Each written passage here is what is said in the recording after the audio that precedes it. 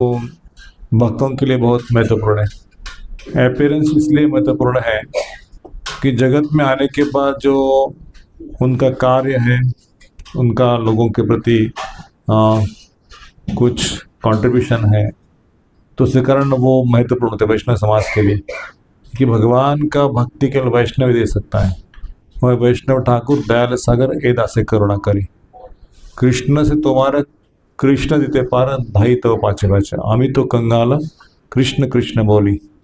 तो ये वैष्णव भजन में लिखा है कि गोविंद तुम्हारे हृदय में वास करते हैं, और गोविंद तुम बोलते हैं कि वैष्णव मेरे प्राण है। इसलिए ऐसे वैष्णवों के चरणों में शरण जाके अगर हम भिक्षा की मांग करते हैं तो वैष्णव की कृपा से हमको गोविंद मिल जाते हैं। क्योंकि वास्तव में कृष्ण के हमारा जो संबंध है उसको जोड़ने के लिए मनुष्य मिला है। भगवान से भी संबंध नहीं जोड़ेंगे और संसार भर के लोगों के संबंध जोड़ देंगे, फिर भी हमें संतुष्टि प्राप्त नहीं होगी। जैसे हम नरोत्तम दास ठाकुर के बारे में थोड़ी चर्चा करेंगे, लेकिन कार्तिक मास भी चल रहा है, तो कार्तिक मास का महत्व, भगवान की लीला। तो ये भजन गाएंगे, बहुत सुंदर भजन है। इसके बोल हैं, हरि हरि विफले जन्म गोवाइनु, मनुष्य जन्म पाइया राधा कृष्ण भजिया, जानिया शून्या विष खाइनु। तो बंगाली भजन है, तो अनुवाद में एक एक लाइन का आपको सुनाता हूँ। हे हरि, मैंने दुर्लभ मनुष्य न पाकर भी श्री राधा कृष्ण का भजन नहीं किया, उसे व्यर्थ ही गवा दिया। मैंने जानबूझकर विष खा लिया है। गोलोक का प्रेम मान हरिनाम संकीर्तन के प्रति मेरी रति क्यों नहीं हुई? संसार के विषयों की ज्वाला से मेरा हृदय दिन रात जल रहा है, परंतु मैंने कभी इस ज्वाला को शांत करने का उपाय ही नहीं किया।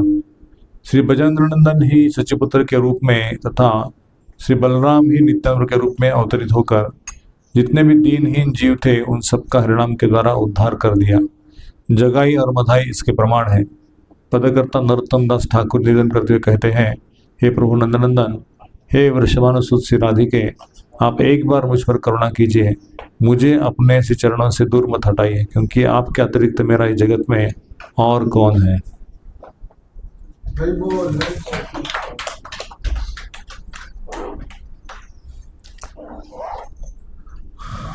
तो इसके बोल मेरे पीछे ढूंढने का प्रयास करो। हरि हरि विफले जन्म गोवाइनु, हरि हरि विफले जन्म गोवाइनु, मनुष्य जन्म पाया राधा कृष्ण ना भजिया। मनुष्य, दो ताल तीन ताल, कृष्ण ना भजिया, मनुष्य जन्म पाया राधा कृष्ण ना भजिया। मनुष्य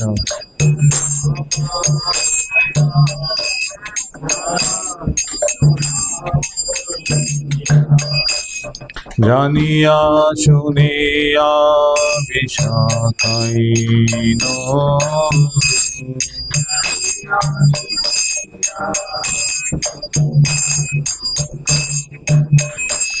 जानिया सुनिया विशाखाइनो,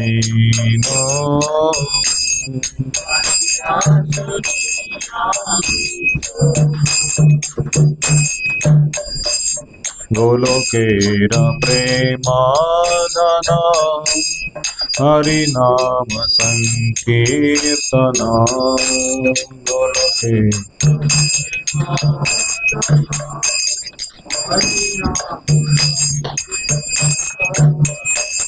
रति ना जन्मिनो के नेता,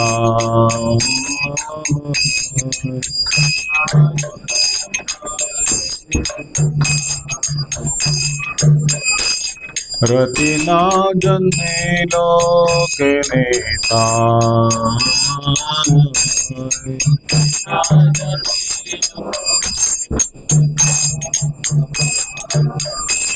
संसार विषयानले दिवाहिषिया जले संसार विषयानले दिवानिशिया जले जुड़ाई तेना कैदो पाए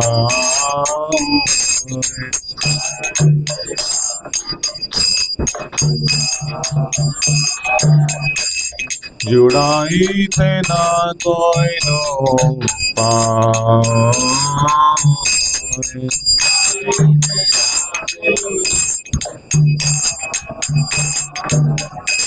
ब्रजेंद्र नंदना जय सचिसुत होइल सेई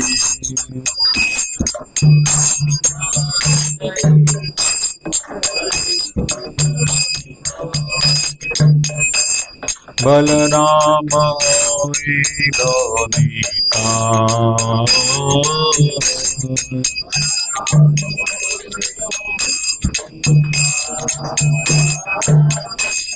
बलराम होइल निताय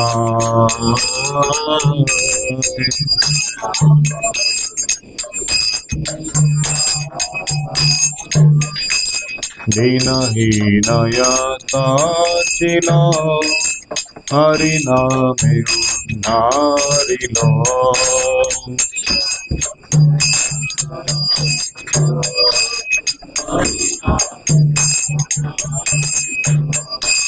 तर साक्षी जागाई माना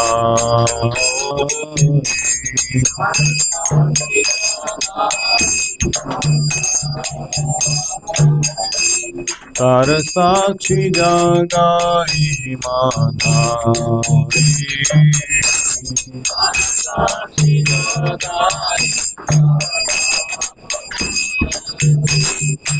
आह प्रभु नंद सुत वृषभानु सुत आह प्रभु नंद सुत आह प्रभु नंद सुत वृषभानु सुत करुणा करो ये मारो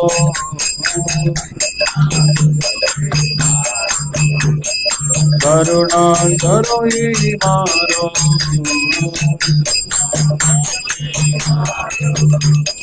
नरोत्तम दास कोई न ठेलियो रंग पाए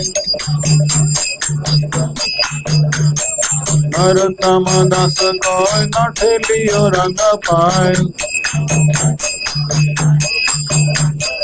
तुम बिना के अच्छे हमारा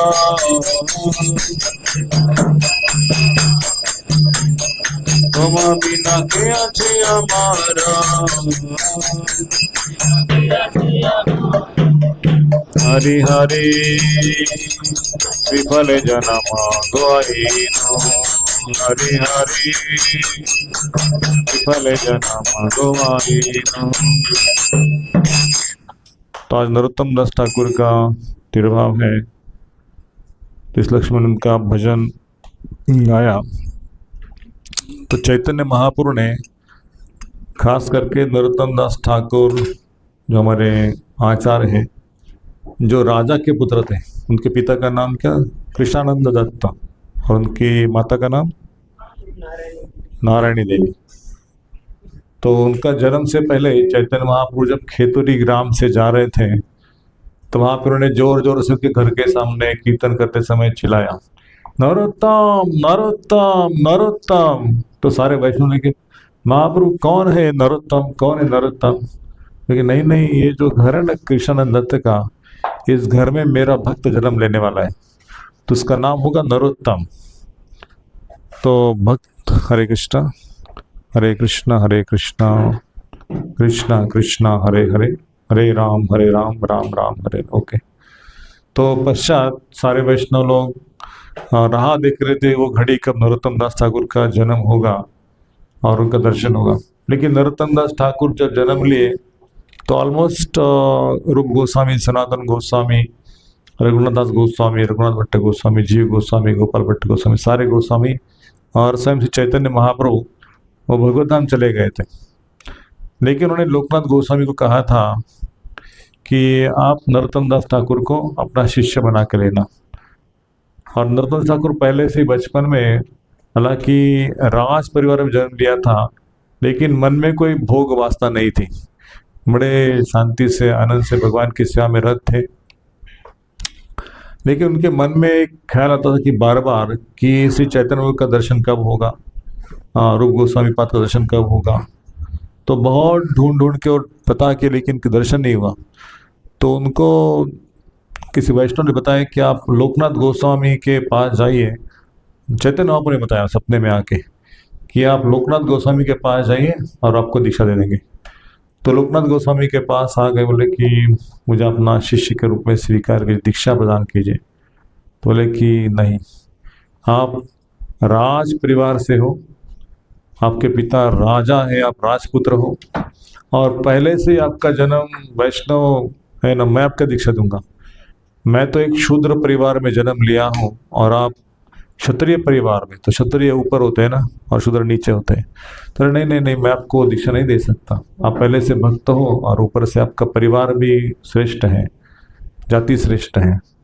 तो नरोत्तम दास ठाकुर रोने लगे, बोले कि क्योंकि मैं ऊंचे कुल में जन्म लिया हूँ इसलिए मुझे दीक्षा देने का विचार नहीं है।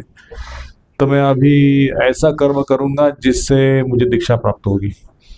तो लोकनाथ गोस्वामी बहुत विद्वान थे।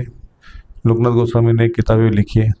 वो जब शौच के लिए जाते थे सुबह, तो उस समय कोई शौचालय नहीं था, बाहर लोग जाते थे शौच के लिए। तो शौच की जगह पे साफ करके रखना, अपने हाथों से झाड़ू कर लेके उस जगह को साफ सुथरा रखना, और उसके पश्चात जाने के पश्चात भी साफ करना, पहले साफ करके रखना, बाद में साफ करके रखना। तो ऐसे कई दिन तक चलते रहा। लोकनाथ गोस्वामी के मन में आए कि ये जगह तो स्वच्छ नहीं होना चाहिए, तो ये जगह क्यों स्वच्छ है, साफ सुथरा जगह क्यों है। तो एक दिन वो शौच विधि करने के पश्चात पेड़ के नीचे जाके छुप गए और देखा कि ये कोई जगह साफ करने वाला आता है क्या, कौन है व्यक्ति। तो देखा कि नरोत्तम दास ठाकुर वहाँ पे आए हैं। फिर नरोत्तम दास ठाकुर को मिले, वो बोले कि अरे आप तो राज परिवार में जन्म लिए हो और आपने ऐसा निम्न काम करना, एक भंगी का काम करना। बोले नहीं, राज परिवार में जन्म लिया है इसलिए दीक्षा नहीं प्राप्त होती, और इसलिए मैं राज परिवार का लायक नहीं हूँ, मैं भंगी से भी निम्न हूँ, क्योंकि मुझे कोई स्वीकार ही करता नहीं है। मेरा दीक्षा नहीं होगा तो मेरा जन्म व्यर्थ जाएगा, भगवान की प्राप्ति नहीं होगी। इसलिए मुझे आप दीक्षा देंगे तो ही मेरा उद्धार है, और मेरा आपके अतिरिक्त तो कोई और गुरु हो ही नहीं सकता। तो बोले मैं चैतन्य महाप्रभु से पूछता हूँ, यदि उनकी परमिशन है तो आपको दीक्षा देता हूँ। तो फिर उनके भजन के पश्चात, ध्यान के पश्चात वो भगवान चैतन्य से प्रार्थना करने लगे कि नरोत्तम दास ठाकुर मेरे पास बार बार आता है दीक्षा देने के लिए, लेकिन मैं लायक नहीं हूँ, मैं तो शूद्र परिवार से हूँ, इनको दीक्षा देना उचित है क्या। तो पहले दिन आंसर नहीं मिला। फिर नरोत्तम दास ठाकुर आगे पूछा कि आपका बात हो गया चैतन्य महाप्रभु से। बोले नहीं हुआ। तो बोले कब पूछोगे, 1 2 3 दिन, हफ्ता चला गया, 2 हफ्ता चला गया, बात ही नहीं हो पाया, महाप्रभु कुछ बोल नहीं रहे थे। फिर कैसे तो करके महाप्रभु ने बोल दिया कि नरोत्तम दास ठाकुर को अपना शिष्य के रूप में स्वीकार करो। तो जब नरोत्तम दास ठाकुर आ गए तो उनको दीक्षा प्रदान कर दिया। इतने खुश हो गए, इतने खुश हो गए कि जैसे किसी व्यक्ति का बर्थडे होता है या पुनर्जन्म होता है ना, हॉस्पिटल से बाहर आके जैसे अनुभव करते हैं ना, मृत्यु के दौर पर गया था लेकिन बाहर आ गया, वैसे उनको इतना आनंद आ गया कि भगवान ने मुझे बचाया, संसार सागर में डूब गया था लेकिन मेरे गुरु महाराज का मुझे आश्रय मिल गया। तो पश्चात वो पद्मा नदी करके वहाँ पर है, तो चैतन्य महाप्रभु अपने संगियों के साथ उस नदी में चले गए थे स्नान करने के लिए। तब पद्मा नदी इतनी खुश हो गई थी, क्योंकि स्वयं महाप्रभु, पद्मा मतलब गंगा नदी है, वो गंगा नदी इतनी खुश होकर भगवान के चरण कमलों से आती है ना।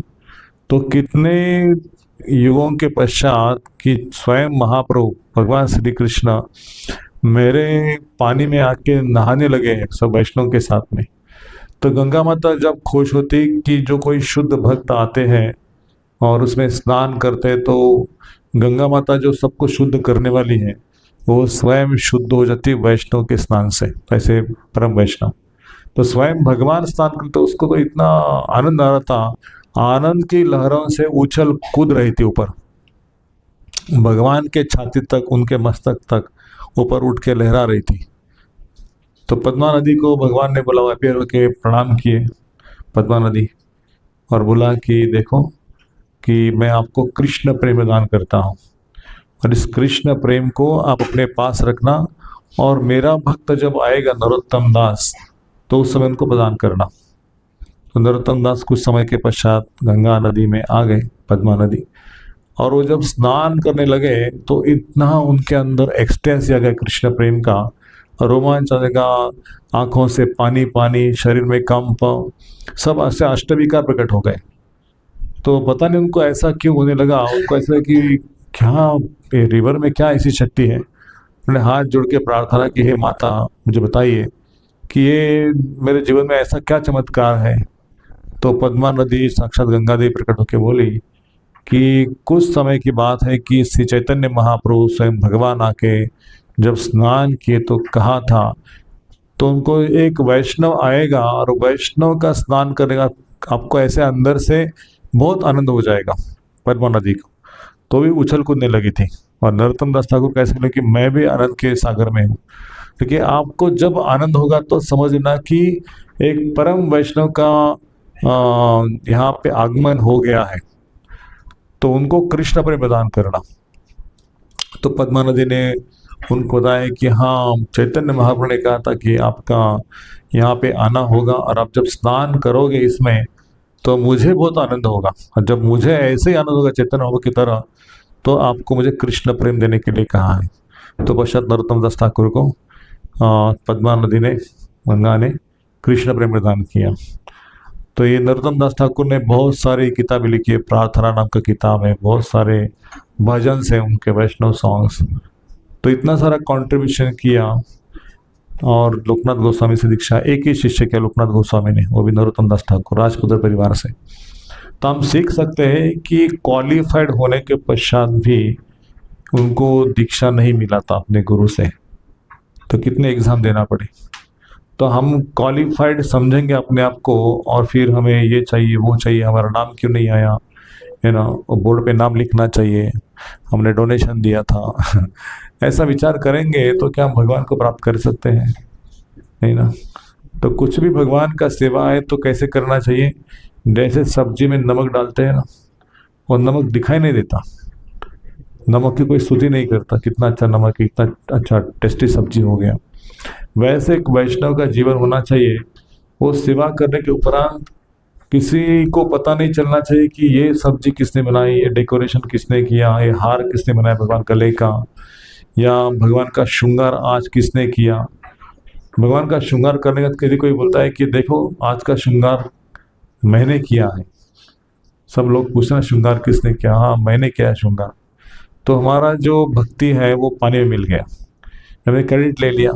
तो सारा कुछ जो है भगवान करा के लेते हैं हमसे। हम सोच रहे कि भगवान ने हमको मौका दिया सेवा करने का, तो कभी नहीं सोचा कि हमने कुकिंग किया, हमने हार सेवा किया, या हमने डेकोरेशन किया, प्रसाद जो भी सेवा किया वो हमने नहीं किया, भगवान ने हमसे करवा के लिया। ऐसी भावना जिस भक्त के अंदर होगी उसको भगवान की प्राप्ति जरूर होगी इसी जन्म में। तो ये नरोत्तम दास ठाकुर के बारे में कुछ टिप्पणी थी। लेकिन कार्तिक मास का महीना चल रहा है और हमारी जड़ भारत की कथा भी बाकी है, तो कार्तिक मास के बारे में थोड़ा सा संक्षेप में कहने का प्रयास करेंगे। तो कार्तिक मास तो हर साल आता है, और भगवान श्री कृष्ण को राधा रानी बहुत प्रिय है, और राधा रानी का एक नाम क्या है, कार्तिकी, कार्तिकी देवी, कार्तिकी। तो इसलिए भगवान के पहले कार्तिक मास आता है, मार्गशीर्ष बाद में है और कार्तिक पहले है। तो जैसे आचार्य कहते हैं कि भगवान शक्तिमान है, और शक्ति कौन है? राधा रानी। राम शक्तिमान है और सीता शक्ति है उनकी। राधा रानी शक्ति है और कृष्ण शक्तिमान है। राम सीता विट्ठल रुक्मिणी या राधा कृष्ण, तो ऐसे भगवान को उनकी शक्ति कार्य करती है। जो भी लीला करना है, जो भी उनको सेवा चाहिए, तो सेवा करके उनको संतुष्ट करने का काम श्रीमती राधा रानी करती है।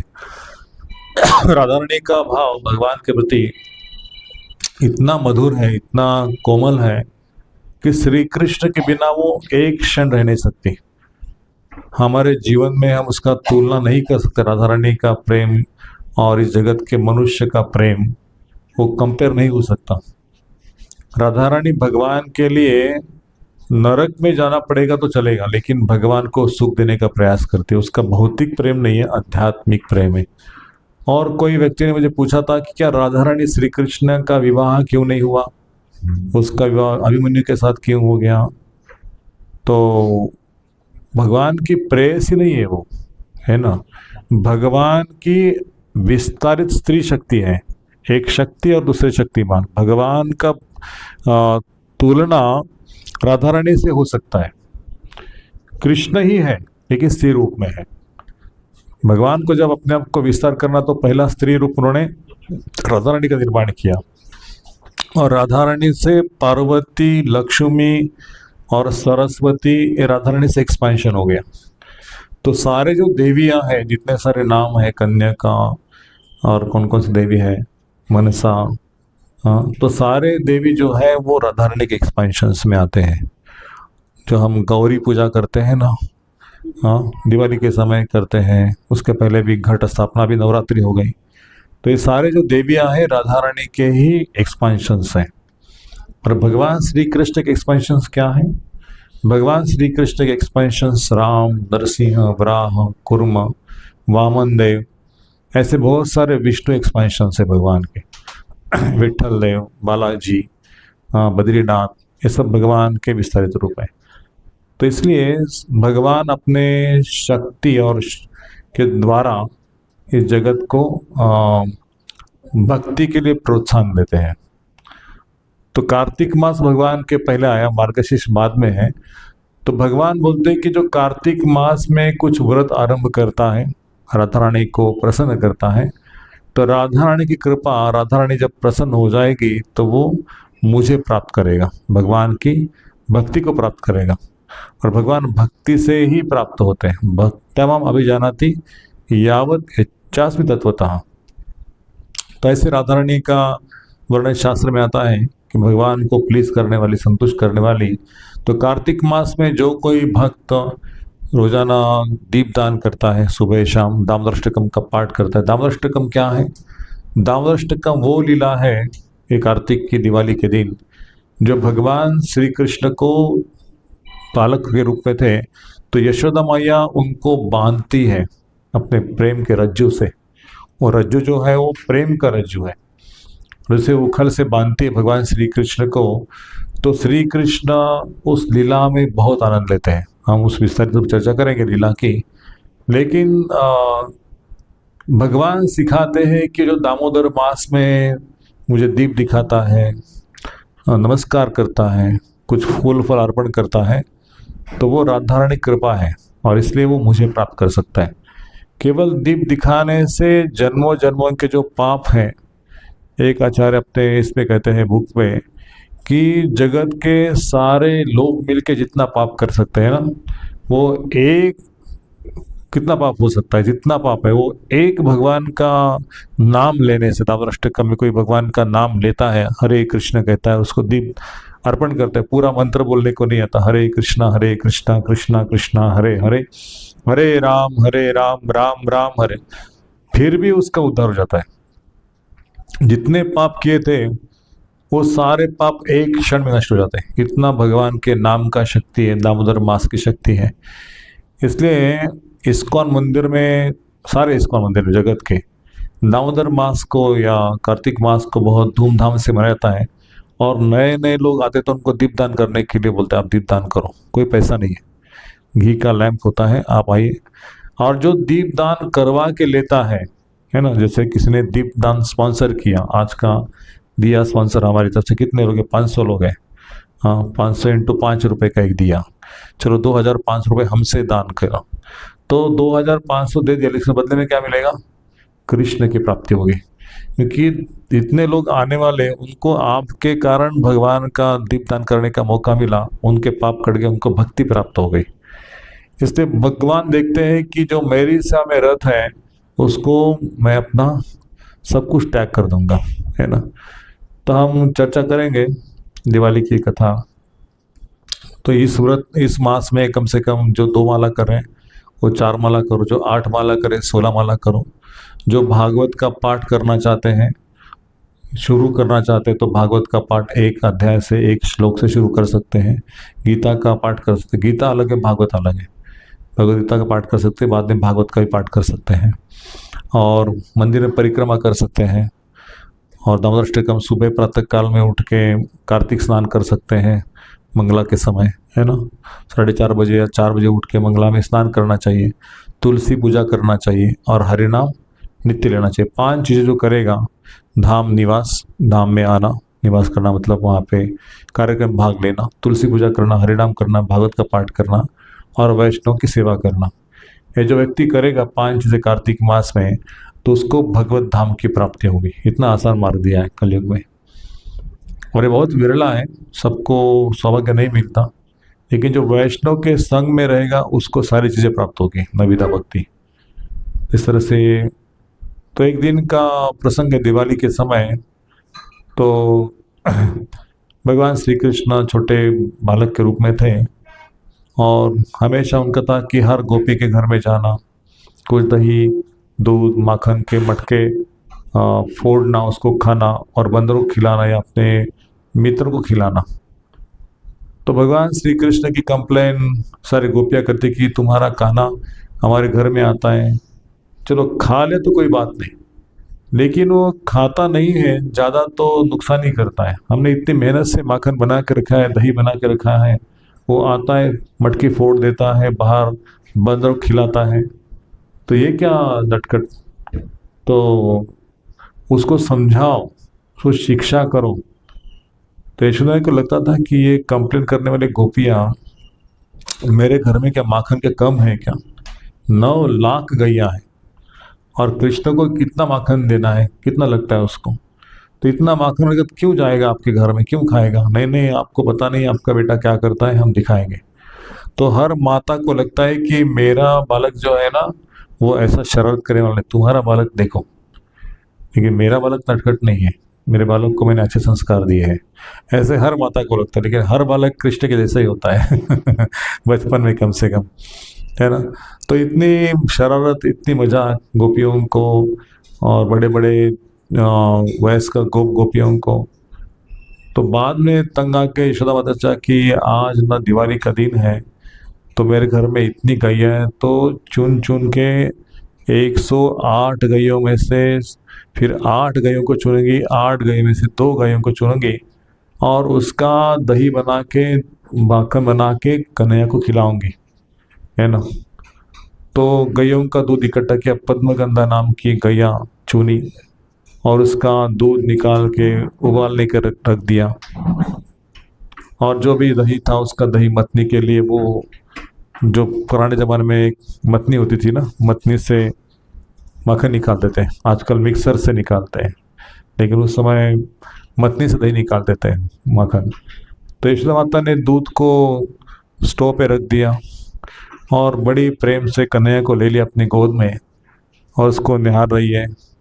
बच्चा दूध पी रहा है, और दूध पीने से उसको लग रहा है कि मेरी माता कितना प्रेम करती मुझसे, अपनी गोद में लेके, और इतना आनंद में था। देखो भगवान है ना, अपने माता पिता के साथ में वात्सल्य रस का अनुभव करते हैं। भगवान को जन्म लेने की आवश्यकता नहीं धरती पे माता के गोद से, लेकिन भगवान ऐसे माता पिता को चुनते हैं जो जन्मों जन्मों से तपस्या करके आए हैं। ये कौन थे दोनों, ये सुतपा और वृष्णि थे, ये द्रोण और धरा थे, यही थे कौशल्या और दशरथ महाराज। वही जन्म जन्म से भगवान के माता पिता हैं। भगवान माता पिता को चेंज नहीं करते, है ना, जिनकी भक्ति करने की जो भावना है। अभी देवकी ने इतना कष्ट को भोगा है कि अपने 6 पुत्रों की हत्या करने के पश्चात भगवान श्री कृष्ण का जन्म हो गया, है ना। अभी कौन सी माता तैयार है भगवान को जन्म लेने के लिए कि मेरे पुत्रों की हत्या मेरे सामने हो और मैं राह देखती रहूंगी कि 8वां पुत्र कृष्ण आने वाला है। ये कोई है तैयार संसार में कि मेरे पुत्रों की हत्या होती रहेगी, मैं भगवान को अपने गोद में देखना चाहती हूँ। तो ऐसी कोई माता नहीं है, लेकिन इन लोगों ने इतनी तपस्या की है और भगवान श्री कृष्ण ने यशोदा और नंद महाराज को अपने माता पिता के रूप में स्वीकार किया, देवकी और वसुदेव को स्वीकार किया। तो इस तरह से वात्सल्य रस का अनुभव करते हैं भगवान। और कई भक्तों के साथ भगवान सख्य रस का अनुभव करते हैं। अर्जुन का भगवान के साथ संबंध जो है, बाकी जो ग्वाल वाले सीदामा सुदामा मधुमंगल, उनके साथ भगवान हंसते खेलते कंधों पे बैठते, वो अपने कंधों पे बैठते, उनके कंधों पे भगवान श्री कृष्ण बैठते हैं। और कुछ भगवान के गोप गोपी हैं जो वृंदावन में निवास करते हैं, वयस्क गोपी हैं, उनके साथ में भी वात्सल्य रस का अनुभव करते हैं। और फिर दास्य रस में कुछ भक्त हैं, भगवान का दास्य रूप में आदर के साथ सेवा करते हैं, भगवान को अपना मित्र नहीं मानते, उनका अनादर नहीं करते। साख्य रस में भगवान को मित्र मानना कोई बुरी बात नहीं है, लेकिन वो इसलिए भगवान आदान प्रदान कर दास्य रूप में कि उनका स्वभाव ऐसा है। जैसे हनुमान जी का स्वभाव, हनुमान जी भगवान को भी मित्र के रूप में नहीं मानेंगे। हनुमान जी बोलेंगे मेरे स्वामी है, मैं उनका दास हूँ, तो हाथ जोड़ के खड़े राम जी का सेवा करने के लिए। तो इस तरह से दास स्वरूप में भगवान हनुमान जी, चित्रक पत्रक ऐसे भक्तों के साथ में दास सेवा लेते हैं, वैकुंठ के द्वारपाल, है ना। और शांत तरह से भगवान के जो आभूषण है, उनकी शैया है, उनके ज्वेलरीज हैं, उनका धाम है, तो दास स्वरूप में भगवान की सेवा करते हैं। भगवान के ज्वेल्स है ना, वो भी उनकी भावना है कि भगवान के जो बांसुरी है भगवान के ओठों पे रहती है। बांसुरी एक भगवान की दासी है, लेकिन वो चाहती है कि मैं भगवान की शांत रूप में सेवा करूँ, तो बांसुरी का रूप रह के भगवान के अधरों पे विराजमान होती है। तो ऐसे अनेक चीज़ें, भगवान के कर्ण कुंडल है, भगवान की गलियों की मोतियों की माला है, भगवान का हार है, वस्त्र है, ये सब भगवान के व्यक्ति रूप है।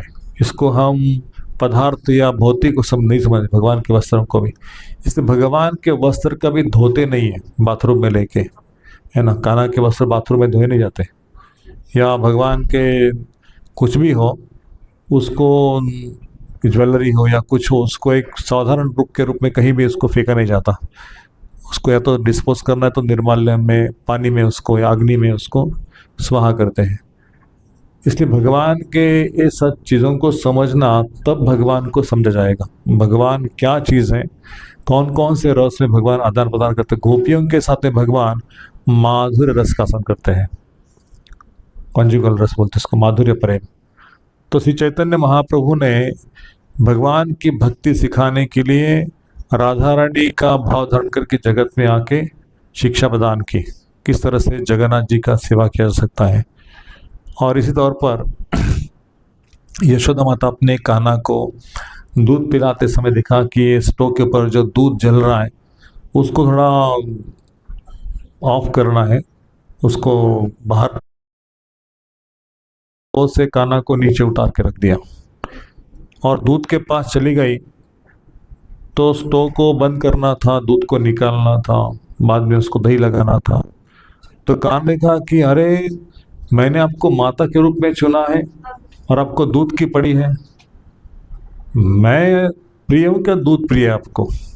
दूध क्या आज नहीं कल मिल जाएगा, उसको जलना है तो जलने दो, ऐसे उबलना है तो उबल के नीचे गिरने दो, लेकिन मुझे आपने नीचे रख दिया। मैं जन्म जन्म से आपका राह दिख रहा था आपके घर में जन्म लेने का, और आपने मुझे नीचे उतार के रख दिया। बड़ा अपराध किया है। बहुत गुस्से में आ गए।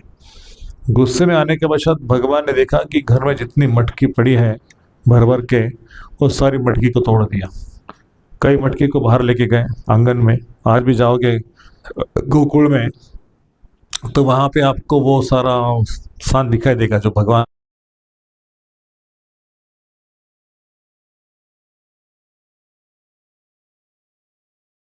बैठे हैं।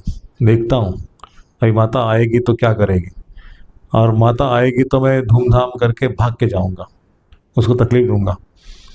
तो जैसे उनको पता कि माता आएगी तो बंदर भाग जाएंगे, जैसे बंदर भाग जाएंगे तो हमको ही भागना है। तो माता देख रही कहाँ गया कहाँ गया कान्हा, घर में ढूंढा तो घर में मिला नहीं, बाहर आके देखा तो हाँ ये बाहर है। और बाहर दिखाया तो हाथ में एक लकड़ी ले ली और बोली आज तो इसको पीटना ही है, उसको दंड देना है आज। तो लकड़ी ले ली और उसको देखा तो कान्हा ने लकड़ी देखने के पश्चात ऐसे भागा जोर जोर से, बोले भागो अभी मेरे पीछे जितनी जोर से भाग सकती भागो। तो यशोदा भागती है पीछे पीछे और कृष्ण आगे आगे है। अभी शास्त्र में सुखदेव गोस्वामी महाराज कहते हैं कि भगवान श्री कृष्ण को पकड़ने के लिए ये योगी लोग इतनी तपस्या करते हैं सालों से कि मतलब घंटों घंटों ध्यान लगाते हैं, 12-12 घंटे 14-14 घंटे ध्यान लगाते हैं, लेकिन उनको पकड़े नहीं जाते। भगवान अपने हृदय में स्थापित करना चाहते हैं ना भगवान को पकड़ के, लेकिन योगी लोग हिमालय में तपस्या करते लेकिन वो भी भगवान उनको प्राप्त नहीं होते। हाँ, लेकिन श्री कृष्ण देखते हैं कि यशोदा माता इतनी प्रयास कर रही है। तो आचार्य वर्णन करते हैं कि जब वो भाग रहे थे तो उसका सारा शरीर जो है पसीने से लथपथ हो गया। उसके बालों में जो फूलों की माला थी वो फूल नीचे गिर गए, मोगरा हो, शेवंती हो और कोई हो, और उसके सारी ज्वेलरी निकल गई, उसके सारे वस्त्र ढीले हो गए। इतनी थक गई कि बोले कृष्ण को पकड़ने के लिए मैं इतनी प्रयास कर, पता नहीं बालक के अंदर इतनी शक्ति क्या आ गई, वो पकड़ा नहीं जा रहा है। गर्ग ने कहा था कि आपका बेटा जो है ना वो नारायण का अंश है, वो साक्षात नारायण ही है। अरे क्या नारायण, मेरे घर में भी नारायण जन्म लेगा। तो जब बलराम जी आए थे बोले थे कि अरे वो जो कन्हैया है ना वो नारायण है, तो भगवान ने जन्म लिया आपके घर में। बोले कितने सारे भगवान मेरे घर में जन्म लेने के लिए आएंगे क्या, तो ऐसा नारायण होता है क्या मेरे घर में जन्म लेने के लिए। तो उसको डांटती थी, लेकिन आज उसको अनुभव हो रहा था कि ये कान्हा कोई साधारण व्यक्ति नहीं लगता, मैं इतनी भाग रही हूँ लेकिन वो पकड़ा नहीं जा रहे, क्या बात है। तो कान्हा ने सोचा कि मैया आज मैं तो इतना भागूंगा आप पकड़ी नहीं जाएगी, लेकिन आप जब बोलेगी कि मैं थक गई और मेरे बस की बात नहीं है तो फिर मैं पकड़ा जाऊंगा। तो ऐसे ही हो गया। देखो भगवान की योग माया है ना भक्तों के ऊपर भी कार्य करती है, और भगवान की महामाया है ना वो बाहर के लोगों पर कार्य करती है। महामाया भगवान को भुलाती है, कृष्ण को भुलाती है वो, और भौतिक जगत के पीछे भागते रहो, माया के पीछे भागते रहो। माया मतलब क्या, संसार का सुख, उसके पीछे भागते रहो। लेकिन भगवान अपने भक्तों को योग माया के द्वारा आवृत्त कर लेते हैं और लीला करते हैं। यदि यशोदा को पता चले कि कृष्ण भगवान है तो हाथ से छड़ी छूट जाएगी और बेचारी सरेंडर होकर बोलेगी कृष्ण आप ही मेरे सब कुछ हो। दंड कैसे देगी, तो लीला होनी चाहिए ना। तो यशोदा माता के ऊपर भी योग माया का कवरिंग हो जाता है। उसको समझते कि कृष्ण मेरा पिता है या कृष्ण मेरे स्वामी है, कृष्ण तो मेरे पुत्र हैं। और कृष्ण की इतने लोगों ने कंप्लेंट की है, लेकिन आज मैंने देखा है कि वो सच में बहुत शरारत करता है। तो उसको पकड़ने के लिए भागे थे, लेकिन अभी वो इतना थक गई और फिर सोचा कि अभी यशोदा भागना स्पीड कम कर दी है तो मैं ही रुक जाता हूँ। तो कृष्ण रुक गए और रुक के वहाँ पे भगवान कैसे यशोदा पास में आके पकड़ लिया, और एक हाथ में रस्सी थी। तो दामोदर अष्टकम का जो सत्यव्रत में लिखते हैं कि भगवान के आँखों से आंसू टपक रहे हैं, भय के मारे उनका चेहरा जो है ऐसा डरा हुआ है, उनके गले मोती की माला है, वो कंप होता है ना जब डर कर ऐसे जो करते हैं ना, तो कंप से उसके मोतियों की माला हिल रही है ऐसे गले के ऊपर की। हाँ, तो ऐसे भगवान श्री कृष्ण वास्तव में क्या भगवान कोई डरा सकता है क्या? भगवान की शक्ति से सब लोग डरे हुए हैं भौतिक जगत के, कौन डरा नहीं है? जिसके पास ज़्यादा पैसा है वो भी डरा है, और जिसके पास पैसा नहीं वो भी डर गया है। जीवन में ऐसा कोई व्यक्ति नहीं है कि भगवान की शक्ति से उसको डर नहीं लगता। देखा था हमने बद्रीनाथ, केदारनाथ और बहुत सारी जगह पे बाढ़ आ गई, पंजाब में, महाराष्ट्र में, गुजरात में। इस साल जिधर उधर देखो पानी पानी था, और लोग भय के मारे अपनी जान बचाने के लिए प्रयास करते, कोई छत के ऊपर जाके, कोई पेड़ के ऊपर जाके बैठा है। किसी की गाड़ी पानी में कितने तो गाड़ी बह के चले गए थे। ये भगवान की माया है। भगवान की माया देखना है। एक प्रयास किया था, कौन से मुनि ने भगवान की माया देखने का? मंडुक मुनि क्या? नहीं, मंडुक नहीं, भगवान मार्कंडेय मुनि। मार्कंडेय मुनि ने सोचा भगवान आपकी माया को देखना है मुझे। बोले देखना है तो माया बहुत डेंजर, नहीं देखना चाहिए। बोले हाँ देखना है मुझे। अच्छा देखना है तो ठीक है। भगवान ने प्रलय का समय जो होता है वो लाया। प्रलय का समय आ गया और सारा पृथ्वी जल में हो गया, सब कुछ अंधेरा, इतना तूफान, इतना बिजली, और जोर जोर से सब लोग नदी में बह के जा रहे हैं, ऐसी आबादी। प्रलय का समय आता है तो विध्वंस होता है पूरा जगत का।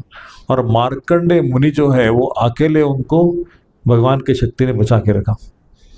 और वो देख रहे हैं कि भगवान श्री कृष्ण एक पीपल के पान के ऊपर लेटे हुए हैं और अपनी उंगली जो है अपने ओठ में चबाते हुए ऐसे पान के ऊपर लेटे हुए हैं। इतना सुंदर दर्शन भगवान का। लेकिन ये प्रलय से इतने डर गए, इतने डर गए। बोले भगवान माफ करो, मैंने आपको कि आपकी माया को देखना है, लेकिन मुझे माया को देखना नहीं है, ये माया का निकाल दो। भगवान ने प्रलय को शांत किया। बोले उसके पश्चात आप कभी सोचना नहीं कि मुझे माया का दर्शन करना है ना। तो प्रलय का समय भगवान की माया से सब डरते हैं। इसलिए प्रभुपाद जी कहते हैं कि माया के साथ कितने दिन आप बिताओगे, माया आपको फंसा फंसा के मृत्यु के घाट लेके जाएगी। मजा करने जाओगे तो सजा मिलेगी। लेकिन एक जन्म श्री कृष्ण के लिए सरेंडर करो। यदि एक जन्म भगवान की भक्ति करते हो तो पिता है, माता है, भाई है, बहन है, सब कुछ कृष्ण है। वो कृष्ण आपको आपके शाश्वत स्वरूप का प्रदान करेंगे, आपको वैकुंठ तक लेके जाएंगे। आपको इस जगत में वापिस जन्म नहीं होगा। एक बार छूट गए जन्म से तो वापिस आपको भगवान के धाम में जाके सेवा ही सेवा करना है ना। ठीक है, वो शाश्वत शरीर में। अभी यशोदा माता ने पकड़ लिया, कृष्ण रो रहे हैं, तो आचार्य तीसरी पंक्ति में कहते हैं कि ये जो लीला है ना, पकड़े जाने की लीला, जो भगवान अपने भक्तों के द्वारा, जो भक्तों के पास प्रेम है, उस प्रेम के कारण भगवान पकड़ जाते हैं और इस लीला के द्वारा भगवान आनंद लेते हैं। वो आनंद के भोक्ता है ना। तो यशोदा माता का रूप देख के, उनका भागना देख के, उनकी करुणा देख के, उनका प्रेम देख के पकड़ जाते हैं। अभी यशोदा माता बोलती कि मैं रस्सी ले लूँगी और रस्सी से आपके कमर को बांध दूंगी और पास में जो उखल पड़ा है उस उखल को बांध दूंगी। तो उखल था पास में, एक जो रस्सी का दूसरा भाग है उसको उखल से बांध दी और एक जो था उसको अपने कमर को बांधना था। अबे कृष्ण की कमर कितनी छोटी है ना, बच्चा है ना। तो कमर को बांधने गई तो वो रस्सी कम पड़ रही थी। अरे रस्सी लेके आओ गोपी, रस्सी लेके आओ, इधर की रस्सी उधर की रस्सी, सब रस्सी एक को एक जोड़ के, एक को एक जोड़ के बांधने लगी, लेकिन रस्सी की गांठ ही नहीं बैठ रही और रस्सी कम पड़ गई। अरे अभी तो जोड़ी थी, नहीं नहीं लेके आओ, दूसरी लेके आओ। ऐसे करके थक गई और पश्चात कृष्ण की इतना प्रयास कर रही है तभी बांध के लेता हूँ। और कृष्ण ने अपने कमर को उस रस्सी से बांध के लिया। 2 उंगली कम पड़ रही थी लेकिन उसको बांध के लिया। पश्चात श्री कृष्ण सोच रहे कि अभी मुझे और एक लीला करना है, फिर भी भागना है। अभी सोच रही थी कि कन्हैया को बांध दिया, उखल से कहीं नहीं जाएगा।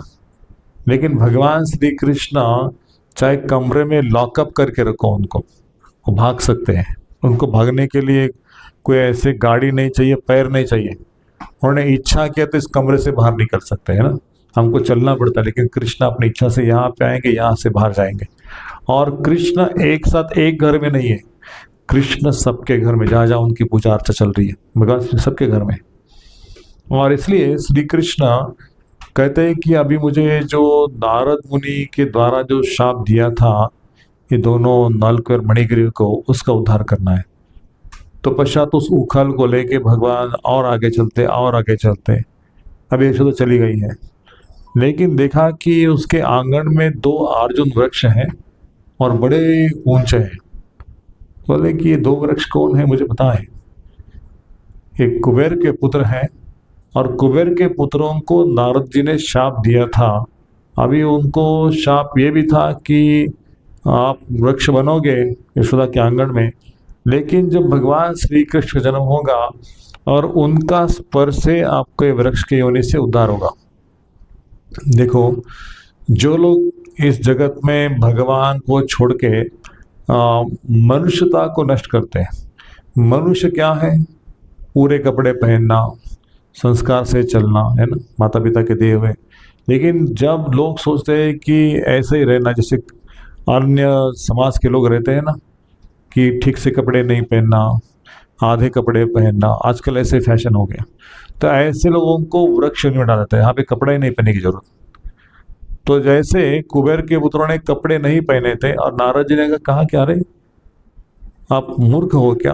कुबेर के पुत्र हो और नशा पान करके आप इस तालाब में, मंदाकिनी नदी में स्नान कर रहे हो नशा पान करके, और तरुणियों के साथ में खेल रहे हो। तरुणी ने कपड़े पहन के ले लिया, लेकिन ये पुत्र जो थे बदमाश थे, कपड़े नहीं पहना। नारद जी को देखे नारद जी बोले कि शर्म आनी चाहिए तुमको, मूर्ख हो, कुबेर के पुत्र हो, मैं आपको शाप देता हूँ कि आपको वृक्ष नहीं मिल जाए, जल्दी जल्दी वृक्ष बन जाओगे। क्षमा करो, हमको गलती हो गई। नशा पान किए थे ना, बाद में पता चलता है। तो जब पूछा कि हमारा उद्धार कैसे होगा, तो बोले जब भगवान श्री कृष्ण द्वापर में जन्म लेंगे तब आपको इस वृक्ष से उद्धार होगा। तो जब भगवान श्री कृष्ण उनके दोनों वृक्ष के बीच में से जाने लगे, तो जो उखल है, उखल अटक गया। अटकने के पश्चात टूट गए दोनों वृक्ष, उखाड़ के नीचे गिर गए। तो भगवान श्री कृष्ण के सामने वृक्ष के अंदर से दो पुरुष बाहर आ गए, वो थे नल और मणिग्रीव। दोनों ने हाथ जोड़ा, बोला कि भगवान कि आपकी माया के द्वारा हम पागल हो गए थे, और नारद जी के शाप से मुक्त होने का एक ही मार्ग था कि आपके आविर्भाव के पश्चात हमारा उद्धार होगा। तो नारद जी की वाणी सत्य हो गई और हम आपसे एक क्षमा मांगते हैं, लेकिन नमस्कार करते हैं कि आपने दर्शन दे दिया, हमारा उद्धार किया। तो भगवान श्री कृष्ण हंसने लगे। दोनों ने अपना मुकुट पहना था, सुंदर आभूषण थे, और दोनों भगवान के चरणों में नमस्कार करके प्रार्थना करें कि इसके बाद हमारे ऐसी गलती ना हो। तो प्रभु तात्पर्य में लिखते हैं भागवत के कि जो धनी व्यक्ति है ना, धनी व्यक्ति पैसा के पीछे पागल हो के प्रमत्त हो जाता है, और मांस, मदिरा, स्त्री इसके पीछे आके उसका जीवन भ्रष्ट हो जाता है। लेकिन जो गरीब व्यक्ति है, जिसके पास ज़्यादा धन नहीं है, उसको अपने गरीबी का एहसास होता है। यदि उसके पास धन भी आ गया तो धन लोगों को बांटता है, अपने संस्कार को छोड़ता नहीं है, उसको बना के रखता है। लेकिन ये धन ही ऐसे व्यक्ति को उन्मत्त बना देता है, और भगवान, गुरु, साधु, शास्त्र इसकी बातों को मानता नहीं। कौन भगवान? किसने देखा है भगवान को? ये साधु लोग पागल हैं, इनको कुछ काम नहीं है, ये मंदिर तो पैसा कमाने के लिए बनाया है, कोई शास्त्र वगैरह कुछ नहीं है। ऐसी माया के द्वारा उनकी बुद्धि हर ली जाती है, और सामने से भगवान का जगन्नाथ रथ यात्रा चल रहा है, दर्शन नहीं करते, प्रसाद को फेंक देते हैं, साधु को गाली देते हैं, बोलते हैं हमारे ऊपर जीते ये लोग, इनको हम पोसते हैं। ऐसे करके भली भली निंदा करते हैं और अपना जीवन को नरकीय बना देते हैं, नरक के लिए उसका आगमन। इसलिए कभी मनुष्यों के अंदर ऐसी बुद्धि ना हो कि हमें केवल धन चाहिए। हरे कृष्णा। दूसरा सिस्टम लगा था ये वाला, और एक है ना वहाँ पे, इसका ठीक से आवाज भी नहीं आ रहा है। तो कभी हमें सोचना चाहिए कि भगवान को छोड़ के हमको केवल धन को प्राप्त करना है, तो भगवान को प्राप्त करने का प्रयास करना चाहिए। भागवत के द्वारा भगवान सिखा रहे हैं कि जितने लोग धनी परिवार में जन्म लिए थे, उनके हाथ से ऐसा कुछ हो गया। आप तो सबके हाथ से होता, लेकिन आजकल के सोसाइटी में देखते हैं कि पैसा बहुत लोगों ने कमाया, लेकिन समाज में उनकी इज्जत नहीं रही। नशा पान करके, डाइवोर्स करके, खून खराबा करके, है ना, वो जेल में जाके अटक गए। हर्षद मेहता का नाम सुना है, बहुत सारे लोग हैं, पेपर में पढ़ते रहोगे तो हजारों की लिस्ट हो जाएगी। तो इसलिए ऐसे पापी लोगों को भगवान का दर्शन नहीं प्राप्त होता। भगवान की माया उनको मंदिर के अंदर लेके नहीं आती, उधर से ही निकल जाओ, सामने से जाएंगे लेकिन अंदर नहीं आएंगे, और लगता ही नहीं भगवान है यहाँ पे। हमारे पास धन है, दौलत है, पावर है, हमारा लोग सुनते हैं, लोगों को हम नचाते हैं तो भगवान की आवश्यकता नहीं, लेकिन भगवान की माया उनको विपरीत बुद्धि देती है। हाँ ऐसे ही चलो, आसुरी बुद्धि। और इसलिए रावण ने हिरण्यकशिपु जैसे शक्ति होने के पश्चात भी भगवान के द्वारा मारे गए, या भगवान की शक्ति के द्वारा मारे गए। इसलिए हम लोगों को सोचना चाहिए कि भगवान किसके स्वामी है। तो भागवत कहता है कि भगवान उसके स्वामी जिसके पास कुछ नहीं है। नमो अकिंचन वित्ताय निवृत्त गुणवृत्तये आत्मा रामाय शांताय कैवल्य पतये नमः। तो कुंती महारानी कहते हैं कि भगवान देखो, कुंती बुआ है उनकी, और वो किसको प्रणाम करिए? नमस्ते पुरुषंतम आद्य पुरुषम परम अलक्षण सर्वभूतानाम अंतर्बहिर अवस्थम। आप अंदर भी हो बाहर भी हो, और पुरुषम परम, आप पुरुष नहीं हो, परम पुरुष हो। आपके कोई जन्मदाता नहीं है, आप नियंत्रक हो, आप भोक्ता हो, और आप ही जगत के पालक हो। तो ऐसे पुरुष को मैं नमस्कार करती हूँ। और ये माया के द्वारा जगत को आपने आपसे ढक लिया है। आप सबके सामने प्रकट नहीं होते, आपके भक्तों को ही आप प्रकट होते हैं। लेकिन बाहर के लोगों को लगता है जब कृष्ण धरती पर आते हैं, कृष्ण कुछ रासलीला करते हैं, माखन चुरीला करते हैं, गोवर्धन धारण करते हैं, तो उनको लगता है कि कोई सुपर ह्यूमन पावर वाला मनुष्य होगा। वो समझते नहीं है रासलीला को भगवान के, कि भगवान परम पुरुष है, उनको हमारे जैसा शरीर नहीं है। भगवान का शरीर सच्चिदानंदमय है। ईश्वर परम कृष्ण सच्चिदानंद विग्रह अनादिरादिर गोविंद सर्व कारण कारणम। भगवान सब कारणों के कारण है। भगवान का शरीर सच्चिदानंद है। भगवान अपने शरीर मतलब हाथों से खाने की आवश्यकता नहीं है। भगवान ने केवल उस भोग के ऊपर दृष्टि डाल दी, भगवान ने खा लिया। भगवान को हाथ में लेके पेट में डालने की आवश्यकता नहीं है। और भाव के भूखे हैं। जिस इंटेंशन से हम भगवान को खिलाएंगे, वो केवल इंटेंशन को स्वीकार करते हैं। अरे भगवान को 56 भोग खिलाना है, आपने सोचा कलयुग में, तो 56 भोग खिलाने का फल कलयुग में मिल गया। आपको बनाने की आवश्यकता नहीं है। आपने केवल सोचा अरे जगन्नाथपुरी में रथ यात्रा के समय जाना है, दर्शन करना है भगवान का और रस्सी खींचना है, ऐसा सोचा, लेकिन जाना नहीं हुआ। फिर भी जगन्नाथ रथ यात्रा का दर्शन प्राप्त करने का, रस्सी खींचने का फल कलयुग में बैठे बैठे मिल गया। कोई देता है ऐसा फल? कलयुग में सोचा कार्तिक मास में हम 64 माला जो जप करेंगे रोज, केवल सोचा 64 माला करने के, लेकिन हुआ नहीं, 32 माला हो गए। लेकिन 64 का संकल्प था, आपका 64 माला का फल आपको मिल गया। ये है कलयुग। और इसलिए ऐसे परम प्रिय पुरुष भगवान जब कलयुग में चैतन्य महाप्रभु के रूप में आते हैं, वही श्री कृष्ण, जो हमने भजन गाया कि नंद सुत जिनी चैतन्य गोसाई निज नाम करी दान। हाँ, ब्रजनंद जय सचुत हैलो से बलराम होइलो निताई। जो बलराम जी है वो नित्यानंद के रूप में आ गए, और भगवान श्री कृष्ण जो है वो चैतन्य महाप्रभु के रूप में आ गए। हाँ हाँ प्रभु नंदा सुत वृषभानु सुत होता, हे नंदा महाराज के पुत्र, सुत मतलब पुत्र, और आप हमारे को करुणा कीजिए। वृषभानु सुत तो वृषभानु मतलब राधिका रानी, राधा रानी को प्रार्थना करते हैं, हमारे पर करुणा कीजिए, आपके सेवा का मौका दीजिए, हम माया की सेवा करें और संसार की सेवा। लेकिन संसार की सेवा करके भी हमें मायूसी है, कोई ऐसे आनंद की लहर नहीं अंदर आ रही। जो समाज सेवा करते हैं ना लोग, उसको भी इतना आनंद नहीं आता जितना भक्तों की सेवा करें। इसलिए भगवान मौका देते हैं कि हमारे भक्तों का संग करो और मेरी भक्ति करो। भक्ति अलग है और दुनियादारी अलग है। किसी के लिए खून दान देना, किसी के लिए कपड़ा देना, किसी के लिए अनाज देना, वो दुनियादारी है। वो खत्म होने का और लोग बोलेंगे कि कल के लिए कुछ नहीं है। और भगवान अपने कर्मों के अनुसार उनको वो जगह पे रखे हैं। वो पिछले जन्म में अगर भगवान को देते रहते थे तो इस जन्म में बहुत सारा सुख प्राप्त कर सकते थे, धन ऐश्वर्य, लेकिन भगवान के लिए कुछ नहीं किया है ना, अपने लिए सब कुछ किया, इसलिए उनको दरिद्र का जन्म मिल गया। तो हमें सोचना चाहिए कि जन्म में यदि हमारे पास कुछ है, शक्ति, बुद्धि या कुछ स्किल, कुकिंग का स्किल होता है, कीर्तन का स्किल होता है, या डेकोरेशन का स्किल होता है, पेंटिंग का स्किल होता है, हारमोनियम बजाना, करताल बजाना, गाना, ऐसे जो भगवान से गुण प्राप्त हुए उस गुण को भगवान की सेवा में लगाना चाहिए। तब हमारा जीवन भक्ति के मार्ग पे अग्रसर, भगवान की तरफ अग्रसर है। यदि रोजाना उठते खाते सोते हैं, ऑफिस करते, पैसा कमाते, बच्चों का देखभाल करते हैं, फिर दूसरे दिन उठते हैं, ऐसे रोजाना चल रहा है, तो संसार का बोझा प्राप्त करने का कुछ मिलेगा नहीं, केवल दुख ही मिलेगा। न बच्चा सुख देगा, ना रिश्तेदार सुख देंगे, ना कोई सुख दे सकते जगत में, केवल कृष्ण सुख दे सकते हैं।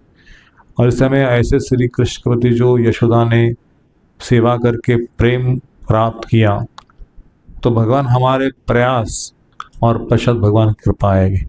जब हम रोजाना भगवान की आरती करेंगे, रोजाना भोग खिलाएंगे, रोजाना जप करेंगे, मंदिर में हफ्ते में एक बार आके मतलब सेंटर पे या मंदिर पे और कथा सुनेंगे, भक्तों की सेवा करेंगे, तो श्री कृष्ण कहीं दूर नहीं है। श्री कृष्ण हृदय में परमात्मा के रूप में बैठे हैं। वो देखते हैं कि भक्तों का प्रयास चल रहा है, रोज आना, सेवा करना, आरती करना, कीर्तन अटेंड करना। तो भगवान श्री कृष्ण जैसे नल और मणिकर का उद्धार किए, वैसे हमारा भी कर सकते हैं। तो इस जो सत्यव्रत मुनि का भजन है, तो उसमें वो लिखते हैं कि कुबेर के दो पुत्र जो नल और मणिकर थे, उनको आपने क्या प्रदान किया? प्रेम भक्ति प्रदान किया। तथा प्रेम भक्ति, तो हमें भी थोड़ा एक बूंद दे दो। हम तो पापी है ही है, लेकिन इतना पाप नहीं कि जो कुबेर के पुत्र थे, कि हमारा भी उद्धार करो। तो हे दामोदर, हे अनंत, हे विष्णु, हमारे ऊपर कृपा की दृष्टि डालो, आपके भक्त बनना चाहते हैं। तो ऐसे भगवान को प्रार्थना करके हम भगवान को अपना सकते हैं। दूर जाना बहुत सरल बात है, लेकिन भगवान के पास आने के लिए प्रयास चाहिए। जैसे विष्णु ने प्रयास के पकड़ने का, वो भगवान के पास जा रही थी ना। भगवान के दूर जाना है तो बस कुछ मत करो, अपने आप माया दूर लेके जाएंगे। प्रयास नहीं करना है, बस उठना है, सुबह खाना पीना सोना। माया के जो 3 गुण है ना, आपने आपको बुद्धि चलाएंगे। यदि आप विचार करते हुए कि आज श्री कृष्ण का स्मरण करना है, तो ही माया आपको छोड़ेगी। आप विचार करते हैं कि पढ़ना है, सुनना है, मंदिर जाना है, सत्संग अटेंड करना है, तो माया आपको छोड़ेगी नहीं, माया आपको पकड़ के रखेगी। और संसार की जिम्मेदारियों को, जैसे गधा होता है ना, गधे जैसे उसको बाहर डालेगी, उसके ऊपर चलाते रहो संसार को, है ना। लोग 2-2 4-4 कंपनियां खोलते हैं, 10-10 मकान करते हैं, लेकिन उसको सुख नहीं मिलता। कुछ ना कोर्ट कचहरी पे चलती है, मकान दुकान सब बिजनेस लॉस, ये वो, कोई शत्रु तैयार हो जाता है धन के मारे, और कभी कभी उसको अपनी ज़िंदगी गंवाना पड़ता है धन कमाने के पश्चात भी। तो इसलिए जो भगवान बनने का प्रयास करेंगे जगत में, उसको भगवान की माया मतलब उसको समय के साथ साथ खत्म कर देगी। केवल समय का इंतज़ार है, बनाते रहो पैसा, बनाते रहो बनाते रहो। अभी मेरा समय आएगा तो आपको इस जगत से मैं उठा के फेंक दूंगी कहीं दूसरे योनि में।